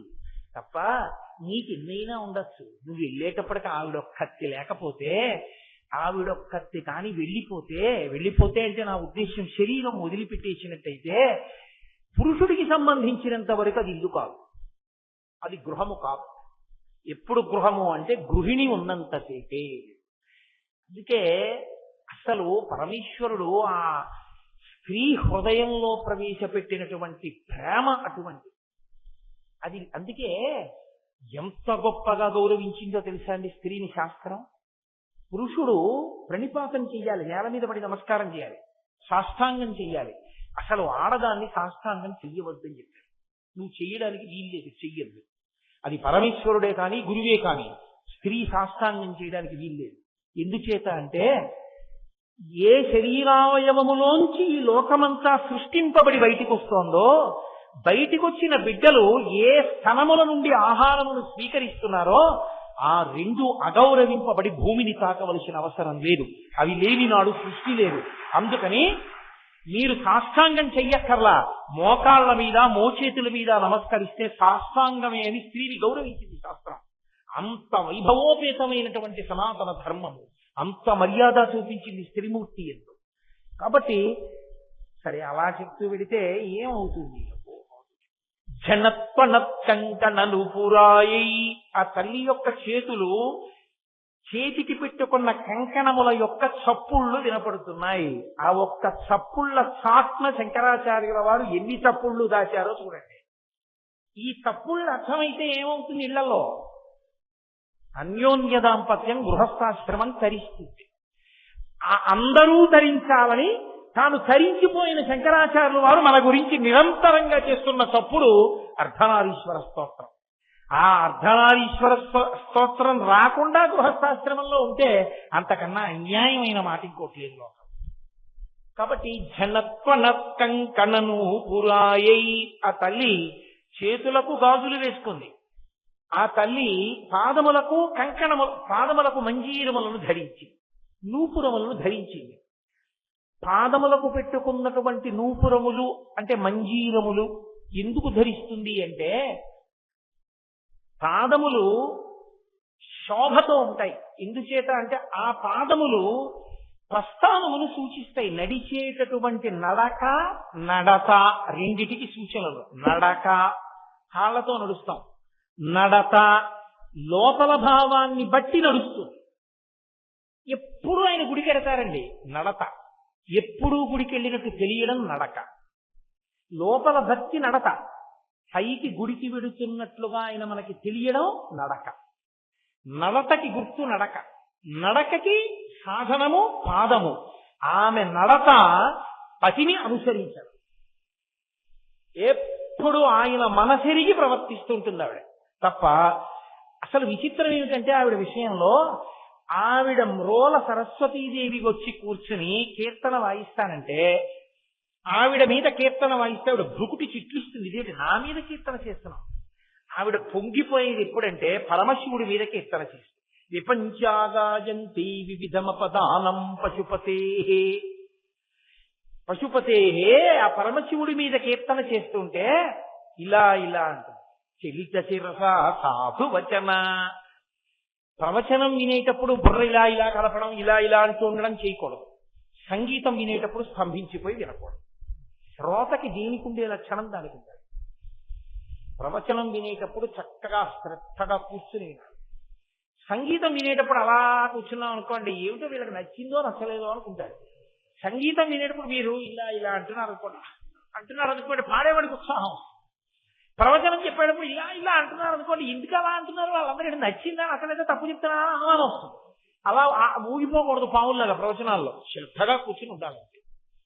కాబట్టి చలిత శిరస, శంకరాచార్యుల వారి కవిత్వం అంటే అలా ఉంటుంది. ఎక్కడ ఎలా ఉండాలో అలా ఉండడానికి ధర్మాన్ని చూపిస్తుంటారు ఆయన. అమ్మవారు అలా తల కదుపుతూ ఉంటుంది. కాబట్టి ఆవిడ ఎప్పుడూ శివుడి గురించి స్తోత్రాన్ని ఇష్టపడుతుంది, శివుణ్ణి అనుగమిస్తుంది, శివ వైభవాన్ని నిలబెడుతుంటుంది. అది ఆమె నడత. కాబట్టి ఆమె పాదములకు ఎప్పుడూ కూడా సువాసిని లక్షణములకు సంబంధించినటువంటి ఆభరణములు అలంకృతములై ఉంటాయి. ఆ పాదములు ఎప్పుడు పసుపు రాసుకుని పారాణితో ఉంటాయి. ఆ పాదములకు ఎప్పుడూ మంజీరములు ఉంటాయి. ఆ మంజీరములకు మువ్వలు ఉంటాయి. మట్టెలు పెట్టుకుంటుంది తల్లి. మట్టెలు పెట్టుకుని ఆవిడ నడిచి వెడుతూ ఉంటే లలితా సహస్రనామ స్తోత్రంలో వ్యాస భగవానుడు అంటాడు, మరాళి మందగమన. మరాళి మందగమన అని రెండుగా విడదీయకూడదు. మరాళి మందగమన. ఆమె ఆడహంస ఎంత మెల్లమెల్లగా నడుస్తుందో అంత అందంగా నడుస్తుంది. నడకలకి ప్రసిద్ధి వహించినది ఏది అంటే హంస. హంస నడిచేటప్పుడు అంత అందంగా నడుస్తుంది. ఆవిడ నడిస్తే ఏమవుతుందిట అంటే పోతన గారు భాగవతం చేస్తూ రుక్మిణీ కళ్యాణంలో ఒక మాట అంటారు. పేర్వేల బొమ్మల పెండ్లిండ్లు చేయుచు అబలలతోడ బియ్యంబులుందు గుజ్జల గోళ్లను ఒక మరప్ప వండించి చెలులకు పెట్టించు చెలువ మెరసి రమణీయ మందిరా రామదేశములందు పువ్వు తీగలకును పోవి పెట్టు సదమల మణిమయ సౌధభాగములందు లీలతో భర్మ డోలికల నూగు బాలికల తేరి బాలికల తోడ బంతులాడు హరికాకీర పంక్తికి చదువు చెప్పు బర్హి సంఘంబులకు మురిపములు గరపు మందమరాళములకు చూపు మందగతులు అంటారు. మందమరాళములు అంటే ఆడ హంసలు. హంసలుట రుక్మిణీదేవి నడుస్తుంటే ఆవిడ దగ్గర నడక నేర్చుకుని అంత అందంగా ఆవిడ నడక అంత అందంగా ఉంటుంది. అందుకే గజగామిని అని ఒక పేరు. ఏనుగు నడుస్తున్నప్పుడు ఉండే అందం మీరు ఎప్పుడైనా పరిశీలించి చూశారో లేదో. అసలు ఏనుగు ఒక 6 నెలలు మాట్లాడచ్చు, అంత గొప్పది ఏనుగు. ఆ ఏనుగు నడక ఎంత అందంగా ఉంటుందంటే ఉత్తమ జాతి స్త్రీ నడకని పోల్చాలి అంటే ఏనుగు నడకతోనే పోలుస్తారు. గజగామిని అంటారు, ఏనుగు నడిచినట్టు నడిచింది అంటారు. అంత అందమైన నడక ఏనుగుది. మీకు హంస నడక చూడటం కుదరదు. హంస అలా దొరికే పక్షేం కాదు. మీకు నిజానికి నడక అందం చూడాలి అంటే మీరు చూడగలిగినది ఏనుగు ఒక్కటి. ఏనుగు నడుస్తున్నప్పుడు చూడాలి ఆ అందం. అంత గొప్పగా నడుస్తున్నట్టు చాలా గొప్పగా ఉంటుంది. నడకలో అందం ఏనుగుది, నడకలో టీవీ ఆబోతుంది. వృషభము ఆబోతు అందులో ప్రత్యేకించి నడిచిందా? అసలు ఆ నడకలో ఏమి టీ ఉంటుందో. కారే రానివ్వండి, ఇంకోటే రానివ్వండి, అలాగే నిల్చుంటుంది. దానికి ప్రదక్షిణ పురస్కరంగా వెళ్ళాలి తప్ప అదేం తప్పుకోదు. అందుకే వాల్మీకి మహర్షి శ్రీరామాయణంలో సుందరకాండ చేస్తూ దుష్కరం నిష్ప్రతిద్వంద్వం చికీర్షం కర్మవానర సముద్ర శిరోగ్రీవో గవాంపతిరివాబభౌ అంటారు. ఆబోతు తలెత్తి చూస్తే ఎలా ఉంటుందో హనుమ మహేంద్రగిరి పర్వత శిఖరముల మీద నిలబడి సముద్రం వంక చూస్తే అలా ఉందంటారు. అలా చూస్తుంది అది నిలబడి. అబ్బో కాకినాడ ఓవర్ బ్రిడ్జీల మీద చూడాలి, వాటి టీవీ ఎలా నిలబడి ఉంటాయో. కాబట్టి ఆ తల్లి అంత అందమైన నడక కలిగిన తల్లి. బాహ్యం ఆంతరం ఏమిటో తెలుసా అండి అసలు రహస్యం? పరమయోగులైనటువంటి వారు అమ్మవారిని ఉపాసన చేస్తూ ధ్యానంలో ఉన్నప్పుడు వాళ్ళకి అంజల సప్పుడు వినపడుతుంది. పరదేవత నడుస్తున్నప్పుడు వాళ్ళకి అమ్మవారి యొక్క పాదములు పట్టుచీర యొక్క జీరాట గోచరమవుతుంది. వాళ్ళు అమ్మవారి పాదముల అంజల చప్పుడు వింటూ అమ్మవారి యొక్క నడక చూస్తూ వాళ్ళు రమించిపోతారు లోపల. అందుకే అది యోగశాస్త్ర రహస్యం. అది మీకు పట్టుకుందామంటే దొరకదు. ఊపిరి తీసినప్పుడు ప్రధానంగా ఎందులోంచి వెళ్ళి ఎందులోంచి బయటకు వస్తుందో తిరగబడిపోతుంది ధ్యానంలో. అది ధ్యానావస్థలో పతాక స్థాయికి వెళ్ళిపోయాడు అని గుర్తు. ఆ స్థాయిలో నిలబడిపోయి ధ్యానం చేసి పంచేంద్రియాలని వెనక్కి తీసి మనస్సుని నిలబెట్టేసినటువంటి యోగి ఎవరుంటాడో ఆ యోగికి అమ్మవారి నడక అంజల చప్పుడు వినపడతాయి. అలా వినపడిన వాడున్నాడే వాడు హంస. వాడు హంస అవుతాడు. హంసకుండే లక్షణం ఏమిటంటే పాలు నీరు కలిపి అక్కడ పెడితే పాలు తాగి నీరు వదిలేస్తుంది. జగత్తుని వదిలిపెట్టి బ్రహ్మాన్ని చూడగలుగుతాడు. పరమహంస అంటారు. అందుకే పరమహంస పరివ్రాజకాచార్య అంటుంటారు. పెద్దల్ని పీఠాధిపతుల్ని పిలిచినప్పుడు పరమహంస పరివ్రాజకాచార్య అంటారు. పరమహంస అంటే వాళ్ళు ఎప్పుడు ఊపిరి తీసి ఊపిరి వదిలేటప్పుడు ఆ ఊపిరిలో సోహం అంటారు. అందులో అమ్మవారి యొక్క పాదములకు పెట్టబడినటువంటి మంజీరముల ధనులు వాళ్ళకి వినపడుతుంటాయి. అలా వినబడగలిగినట్టుగా ఆ ఊపిరి తీసి ఊపిరి విదిలి పెట్టగలిగిన ధ్యానావస్థకి వెళ్ళిపోయిన యోగులు మహానుభావులు. వాళ్ళు అనుభవిస్తారని. పరమాచార్య స్వామి మహానుభావులు నడిచిన దైవం ఆయన, అపర శివావతారం. వారు కూర్చుని ఎదురుగుండా వాళ్ళు మాట్లాడుతున్నప్పుడు వింటూ చెవిలా అంటూ ఉండేవారు. చెవిలా అంటూ ఎదురి వాళ్ళ మాటలు వింటున్నట్టే ఉంటూ అర్ధనిమీలిత నేత్రాలతో ఉండి యోగావస్థలోకి వెళ్ళిపోయి అమ్మవారి పాద మంజీరముల శబ్దం వినేవారు. ఆయన ఏదైనా చెప్తూ చెప్తూ ధ్యానంలోకి జారిపోయేవారు. ఆయన ఏదో సౌందర్యలహరిలో శ్లోకంలో ఏదో చెప్దాం అనుకునేవారు. అనుకుని ఆయన మొదలుపెట్టి సహస్రారే తారే అలా ఉండిపోయేవారు.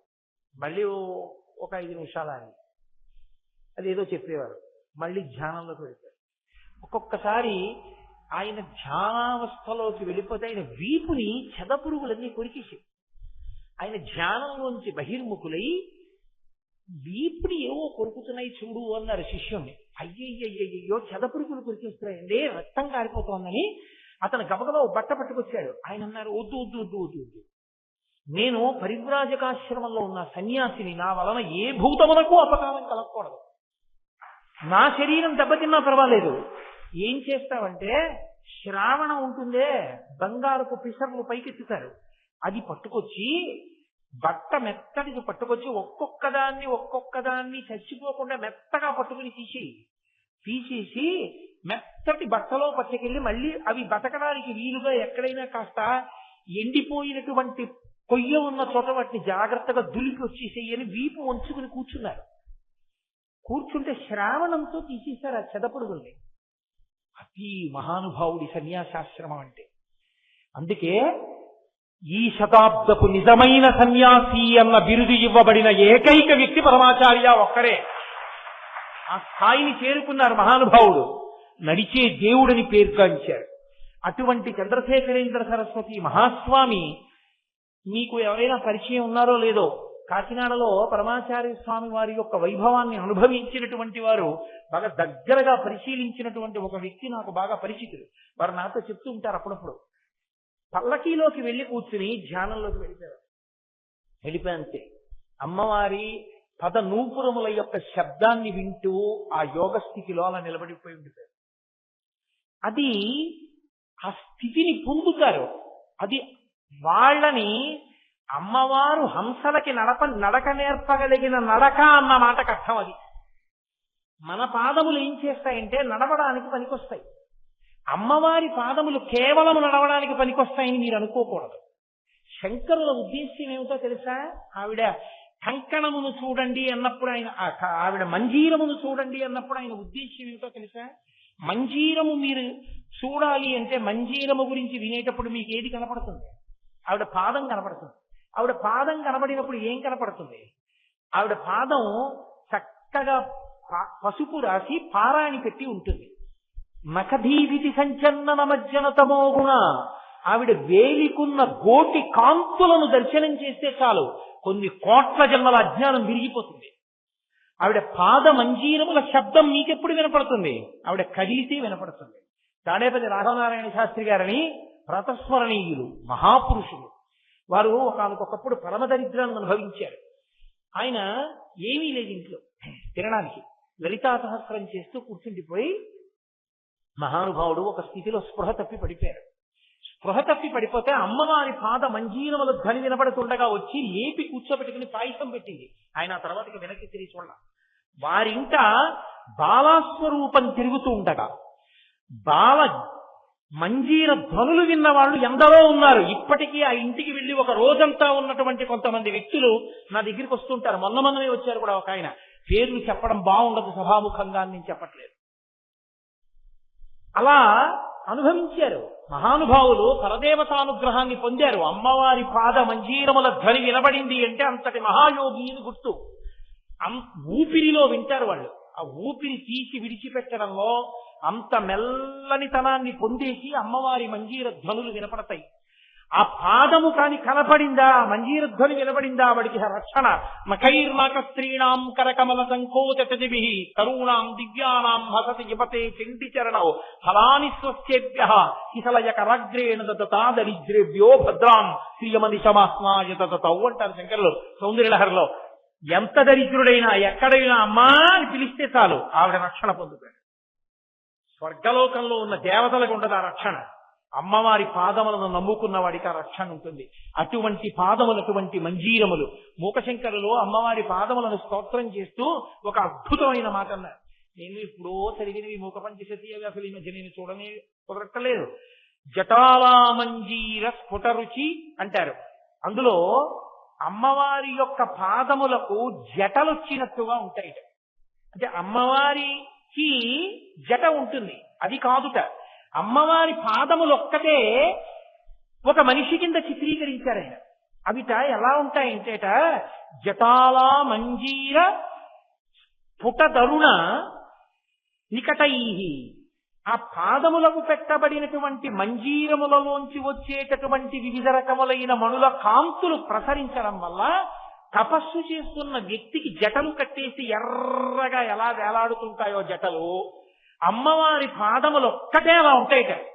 మీరు మరోలా అనుకోకండి, మీకు బాగా అర్థం అవ్వడానికి నేను చూపిస్తున్నాను. అందులో ఆయన అంటారు, అమ్మా నువ్వు నీ పాదములు ఎలా కూర్చుంటాయంటే తపస్సులో కూర్చున్నట్టుగా అవి ఆమె యొక్క గోళ్లల్లోంచి నఖ రుచి జరి గంగపయస అంటారు. తపస్సు చేసే వ్యక్తి గంగానది ఒడ్డులో కూర్చుని తపస్సు చేస్తుంటే కింద నుంచి గంగ నీళ్లు వచ్చేసాయి అనుకోండి, ప్రవాహం వచ్చి బహిర్ముఖుడు అవడం. అలాగే గంగ నీళ్లలోనే అలాగే కూర్చుని తపస్సు చేసేస్తూ ఉంటాడు. ఎందుకంటే మనసు పైకి వెళ్ళదుగా, లోపల రమిస్తున్నాడు. గంగాజలాలు తగులుతూ వెళ్ళిపోతున్నాయి, కొద్దిగా ప్రవాహం పైకి వచ్చింది, ఆయనకి తెలియదు.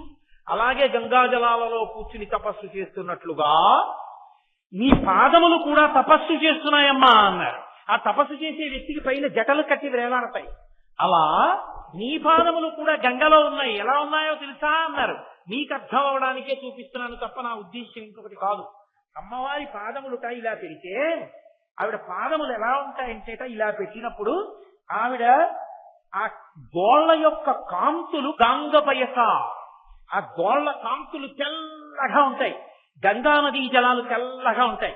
ఆ తెల్లటి కాంతులలో ఉన్న ఆమె పాదములు గంగా జలాలలో తపస్సు చేస్తున్న ఒక యోగిలా ఉంటాయి. దీనికి పెట్టబడినటువంటి మంజీరముల మణుల కాంతులు జటారామంజీర, ఆ జటలుగా ఎర్రటి జటలుగా కాంతులు వేలాడుతుంటాయిట. అలా ఉన్న నీ పాదములను దర్శనం చేస్తే ఏమవుతుందో తెలుసా అన్నారు మూకశంకరు. అమ్మ నీ పాదములు ఎందుకు తపస్సు చేస్తున్నాయో తెలుసా? లోకంలో మనుషులు తపస్సు చేస్తారు, నీ పాదములు ఎందుకు తపస్సు చేయడం అంటే, పాదములు ఎందుకు తపస్సు చేస్తున్నాయంటేట ఎక్కడైనా ఎవరైనా నా భక్తులు అమ్మా అని పిలుస్తారేమో రక్షించాలని తపస్సులో పరమేశ్వరుణ్ణి చూసినట్టుగా అవి తపస్సమాధిలో ఉండి భక్తుల్ని చూస్తున్నాయిట.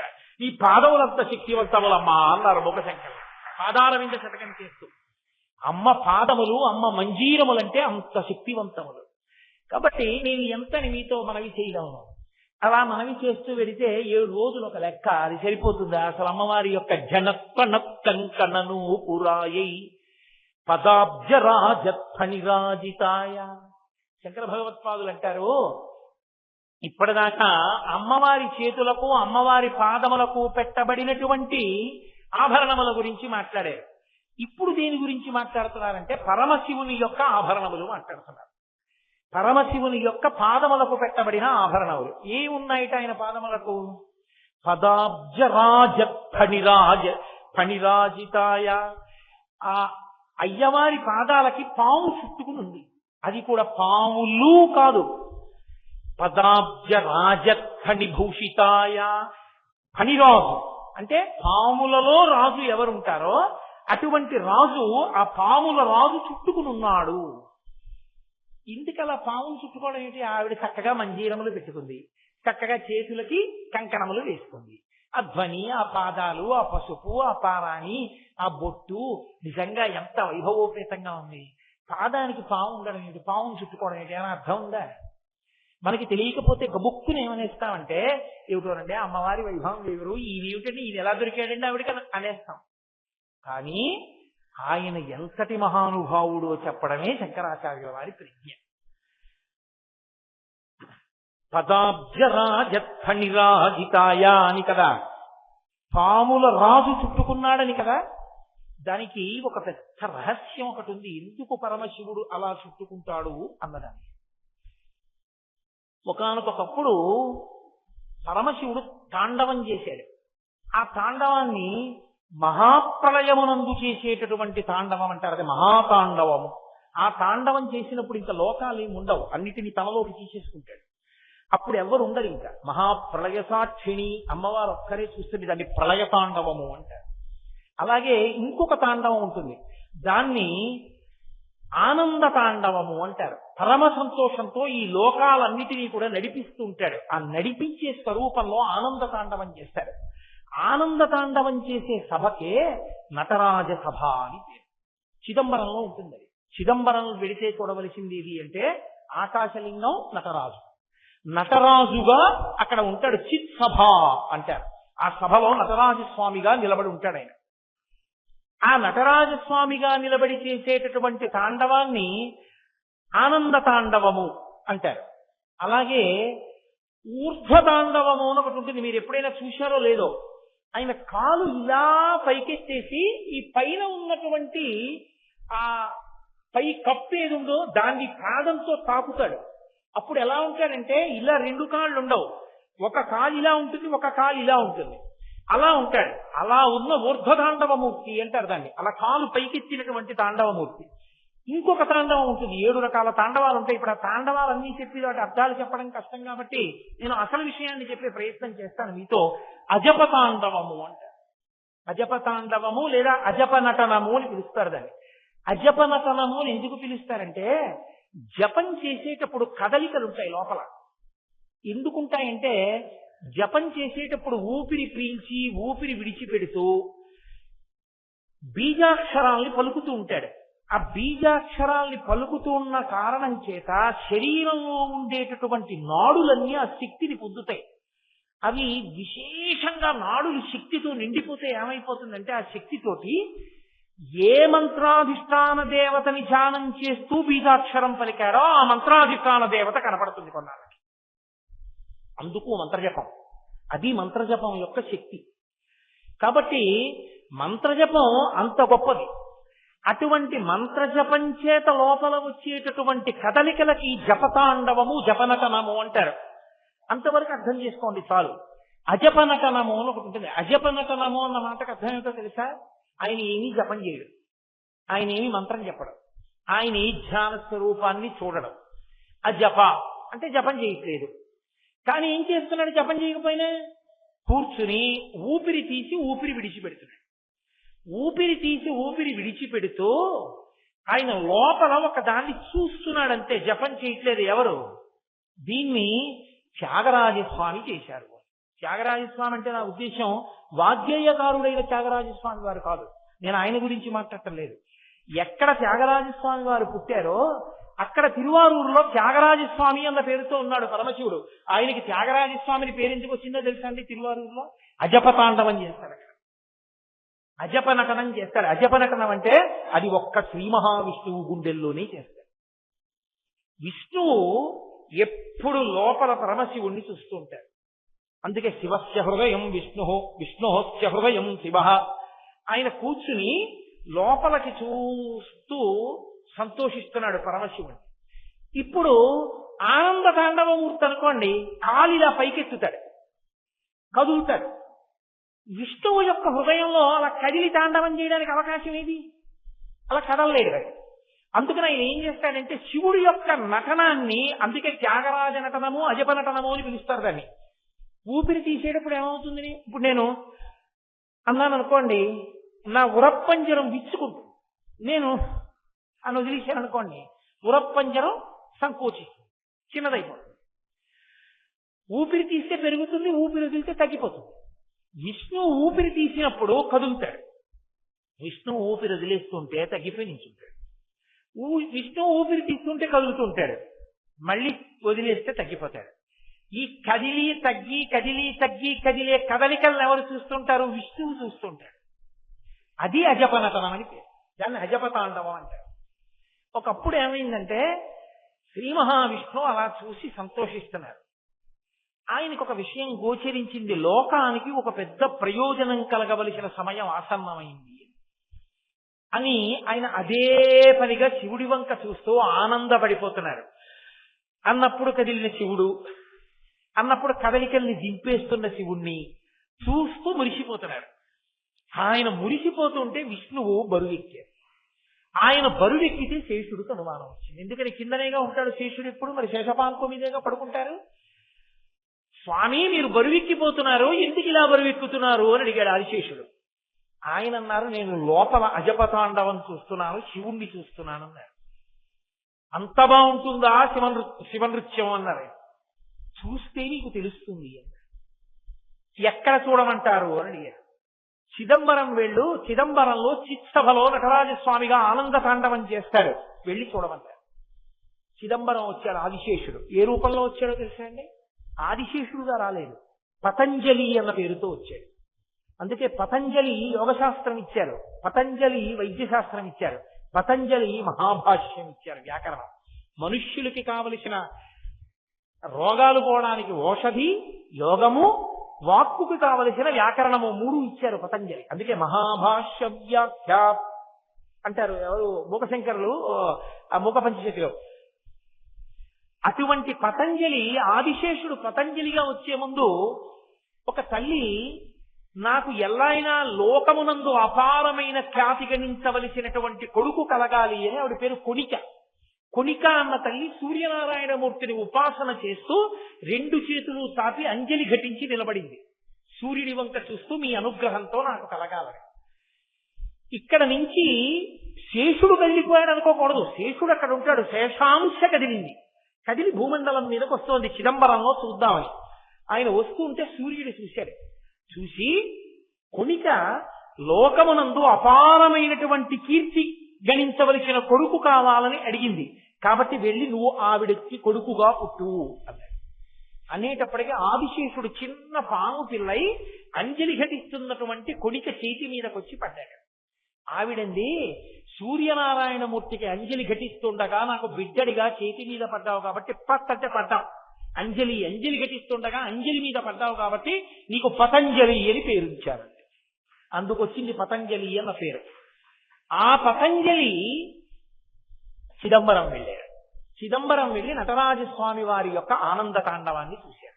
అందుకే మీరు ఎప్పుడైనా నటరాజస్వామి వారి యొక్క మూర్తిని చూడడం కాదు, విగ్రహం చూడడం కాదు, నటరాజస్వామి వారి యొక్క చిత్తరువుని చూడాలి. అది కూడా తెలిసి తెలియని వాళ్ళు గీసింది కాదు.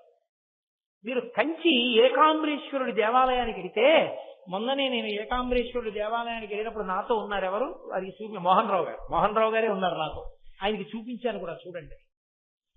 నటరాజస్వామి వారి యొక్క మూర్తి వెనక గోడ మీద గీసి ఉంటుంది. మళ్ళీ అలా ఉన్నది ఎక్కడో తెలుసా అండి? కాశీపట్టణంలో కంచికామకోటి వారి సత్రం ఎదురుగుండా చంద్రశేఖరేంద్ర సరస్వతి మహాస్వామి వారు శివ పంచాయతన దేవాలయం నిర్మాణం చేశారు. ఆ దేవాలయంలోకి వెళ్ళగానే ముఖమంటపంలో ఉంటుంది ఆ నటరాజస్వామి ఆనంద తాండవం. ఆనంద తాండవంలో అందరూ కదులుతారు, అందరూ కదిలి వాయిస్తూ ఉంటారు. విష్ణువు మధ్యలో వాయిస్తూ ఉంటారు, అందరూ తలకో వాద్యం వాయిస్తూ ఉంటారు, పరమశివుడు నర్తన చేస్తూ ఉంటారు. కదలకుండా ఉండేవాళ్ళు ఎవరో తెలుసా? ఇద్దరి, ఒకరు వ్యాఘ్రపాదుడు, ఒకరు పతంజలి. అందుకే ఆనంద తాండవం చూడ్డానికి వచ్చిన పతంజలి ఏం చేశాడంటే, కిందంతా పాము శరీరం, ముఖం ఒక్కటి మనిషి ముఖం, కిందంతా పులి శరీరం, ముఖం ఒక్కటి మనిషి ముఖం వ్యాఘ్రపాదుడి. ఇప్పుడు మళ్ళీ నేను వ్యాఘ్రపాదుడి చరిత్ర అంతా ఎక్కడ చెప్పను, అందుకని వ్యాఘ్రపాదుడు అంతే అలా అనుకోండి. పతంజలి చెప్తున్నాను వినండి అంతే, అక్కడ అవసరం కాబట్టి. కాబట్టి ఇప్పుడు పాము శరీరం, ముఖం మనిషిది. పతంజలి అలా చూస్తూ ఉంటాడు నమస్కారం చేస్తూ, తప్ప ఆయనేం వాయించడు. చూసి మురిసిపోతుండేవాళ్ళు వాళ్ళిద్దరే, మిగిలిన వాళ్ళందరూ వాద్యాలు మోగిస్తారు. అట్నుంచి వ్యాఘ్రపాదుడు చూస్తుంటాడు. ఆదిశేషుడు కడు పతంజలిగా వచ్చి ఆనంద తాండవాన్ని చూస్తున్నాడు. చూశాడు, పొంగిపోయి వీళ్ళందరి వంక చూశాడు. అందరూ ఏదో ఒకటి వాయిస్తున్నారు, తనేం వాయిస్తాడు? బాధేసి, అరేరే నేను ఏదో ఒకటి చెయ్యాలి, ఆనంద తాండవం ఇంత గొప్పగా ఉంది పరమేశ్వరుడు, అందుకు కదూ శ్రీ మహావిష్ణువు పొంగిపోయారు. నేను ఏదో చెయ్యాలి, ఏం చెయ్యాలని చూశాడు. చూసి ఏం చెయ్యాలో అర్థం కాక, చెయ్యడానికి నేను పావుని కాబట్టి 2 చేయగలను. మీరందరూ చూస్తే వినలేరు, వింటే చూడలేరు. ఎందుకంటే 2 కలిపి ఒక ఇంద్రియంతో మనం చెయ్యం. వినాలంటే చెవులు ఉండాలి, చూడాలంటే కళ్ళు ఉండాలి. తప్ప ఒకే ఇంద్రియంతో చూస్తూ వినడం మనకు కుదరదు. చెవులు మూసేసి కళ్ళతో చూస్తూ వినమంటే కుదరదు, కళ్ళు మూసేసి చెవులతో చూస్తూ వినమంటే చెవులు చెయ్యవు. పావుకి చెవులు చూస్తాయి, వింటాయి. అందుకని నేను చూస్తూ ఇవన్నీ వింటూ మురిసిపోతానని నమస్కారం చేస్తూ ఉండిపోయాడు. అది మీరు కాశీపట్టణంలో చూడాలి. మళ్లీ కావాలి అనుకుంటే కంచి ఏకాంబరేశ్వర దేవాలయం నటరాజస్వామి వెనక గోడ మీద చూడాలి. అటువంటి స్వరూపంతో ఉన్న పతంజలి చూస్తున్నాడు. చూస్తుంటే నంది భృంగి వాళ్ళు నవ్వారు. ఎందుకు నవ్వారని అడిగాడు. మేమందరం చక్కగా ఏదో ఒకటి వాయిస్తున్నాం, కాళ్ళ చేతులా నీకేమున్నాయో వాయించడానికి పాపం అన్నారు వాళ్ళు. వెంటనే ఆయన బాధపడ్డాడు. ఇన్నాళ్ళు ఆదిశేషుణ్ణి అనుకున్నాను, నిజమే కాళ్ళు చేతులు లేనివాడిని నేనేం చేయను పరమేశ్వర తాండవానికని. కాళ్ళు చేతులు అంటే ఏమిటి? కాళ్ళు బాగా సాగదీసి నడుస్తాం, చేతులుంటే పైకెత్తుతాం, ఏదో చేస్తాం. నందికి కొమ్ములు ఉన్నాయి, ఇంకోళ్ళకి కాళ్ళు ఉన్నాయి, ఇంకోళ్ళకి చేతులు ఉన్నాయి. కొమ్ములు కాళ్ళు చేతులు లేని కవిత్వం చెప్తాను, అద్భుతమైన కవిత్వం. శివతాండవం మీద 8 శ్లోకాలు చెప్పాడు. అందుకే ఆ 8 శ్లోకాలకి ఎక్కడా దీర్ఘాక్షరం ఉండదు, ఒక్క దీర్ఘాక్షరం కూడా ఉండదు, అన్ని హ్రస్వాక్షరాలే. అంటే కాళ్ళు చేతులు కొమ్ములు లేని కవిత్వం చెప్పానన్నాడే. అలా తాండవం గురించి చెప్పిన కవిత్వం ఇంకోటి లేదు. అంత అద్భుతమైన కవిత్వం చెప్పి వాళ్ళందరూ మురిసిపోయారు. మురిసిపోయాక నర్తన చేస్తున్న శివుణ్ణి చూసి, మీ అందరూ అన్ని వాయిస్తున్నారు, నేను వాయించలేకపోయాను కదూ, కాబట్టి పరమేశ్వరుడికి నేను భూషణం అయిపోతాను, ఆభరణం అయిపోతానని ఎగిరి వెళ్లి పరమశివుడు కాలుకి చుట్టుకున్నాడు. ఓ కాలు అది శంకరాచార్యుల వారు తీసుకొచ్చి ఇక్కడ చెప్తున్నారు. పదాబ్జరాజనిరాజితాయ, ఒక కాలుకి ఫణిరాజు ఉన్నవాడా అని పిలవడం వెనక ఉన్న ఉద్దేశం అది. ఆదిశేషుడంతటి వాడా పాదాన్ని చుట్టుకున్నాడు. అంత గొప్ప ఆనంద తాండవం. నటరాజు అంటే ఏమిటో తెలుసా అండి? నటరాజుగా కదలడము అన్న మాటకు అర్థం ఏంటంటే, మహానుభావుడు ఒక చేతిలో ఢమరుక పట్టుకుంటాడు, మోగిస్తూ ఉంటాడు ఇలాగా, ఒక చేతిలో అగ్నిహోత్రం పట్టుకుంటాడు, ఒక ముఖం నవ్వుతూ ఉంటుంది, జుత్తు ఇలా ఉంటుంది. మీరు ఎప్పుడైనా చూడండి, నటరాజస్వామి జుత్తు ఇలా వాలిపోయి ఉండదు, ఇలా వేస్తారు జుత్తుని, ఇక్కడ వరకు ఉంటుంది, ఇలాగా ఇక్కడ వరకు ఉంటుంది. అంటే దాని ఉద్దేశం ఏమిటో తెలుసా?